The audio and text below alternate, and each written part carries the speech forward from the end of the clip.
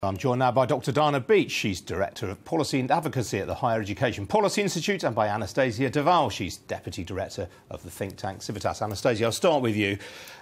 Is it the fact that there are a lot of people going to university for questionable degrees and amassing debts on the back of it? I think there are some people doing that. I think a lot of it is about not being informed about options. I think that there is an emphasis that only university is the route to success. And I think that's what we need to talk about. I'm so pleased that you're doing this on Sky today, talking about higher education, listening to young people's views about it. We need to discuss the realities, which is not to say going to university is a bad thing at all, but we need to look at the options and we need to look at the courses, see which ones are valuable and see which ones are really going to set young people up for the futures that they want.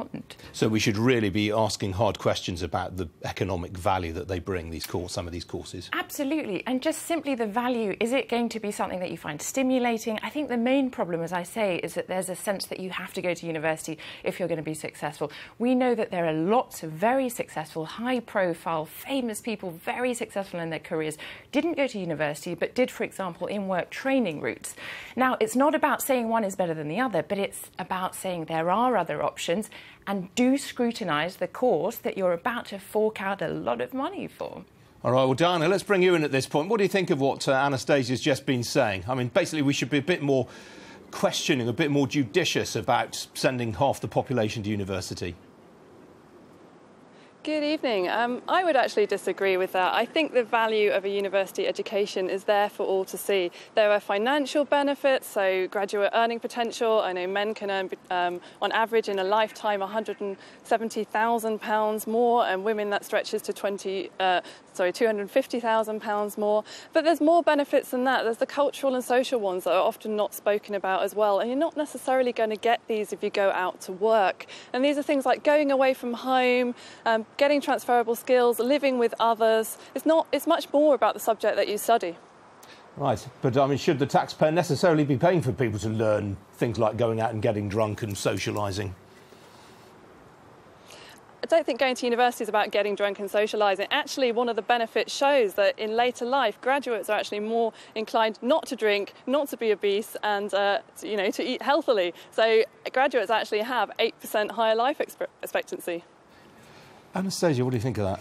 I think it's about having useful experiences, obviously, as becoming an adult, becoming employable. And actually, I think it's interesting that we're hearing a lot of employers saying that graduates aren't necessarily coming out with the skills that they want. But I think the other thing to say is not going to university doesn't mean stopping your education. Apprenticeships, they are full programmes. Good apprenticeships are very high quality. You might go and live elsewhere. You will have colleagues. You will have an experience that what we're hearing about in relation to the university experience. So I think that's the thing I'd really encourage. Let's stop thinking about university as the only way to be educated later on.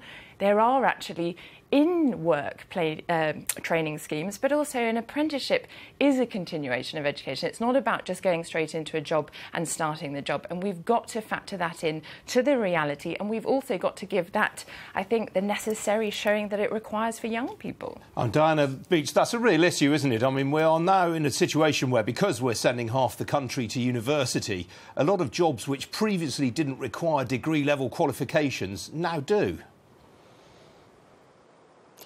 Yes, that is true, but I think, as I said before, it's more than the subject that's studied. It's about the transferable skills, and that comes with the university experience. And I think, as Anastasia was saying, there are degree apprenticeships now, so that's sort of a halfway house between earning and learning, and actually having the full benefits that university experience provides you with. And as I said, those are the cultural and the social benefits of living with others, living away from home, and flourishing as a person.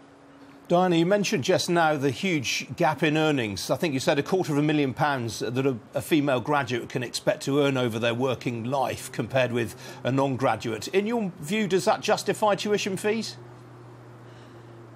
I think it does, yes. I think the personal financial rewards does justify graduates making back a contribution to what they've borrowed, but only if they can afford to do so. And at the moment, the current threshold is if they earn over £21,000.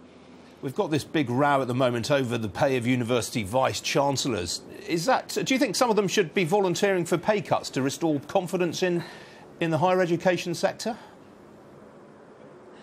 I think personally, in my personal point of view, subject to Vice-Chancellor pay levels is a matter for individual universities. And the magic of our higher education system is its diversity and the fact that we do have different types of institutions. Some are local, some are global, some bring in big revenue, and some specialise in, not so profitable subjects like the creative arts. So I think what the public need to see is that their leaders are getting a salary that is proportionate to the type of institution that they are, and also the changes that are being made to this institution. And I think above all, what the public needs to see is that there are fair pay differentials between the different grades and jobs within a university. All right, last word to you, Anastasia, very briefly. Should we be turning some modern universities back into polytechnics? I think we need to have a broader landscape when it comes to higher education so that universities can really do what they're best at, so that we have a breadth of skills and so that students really have options. I think at the moment it's about not having enough options and not being well informed enough.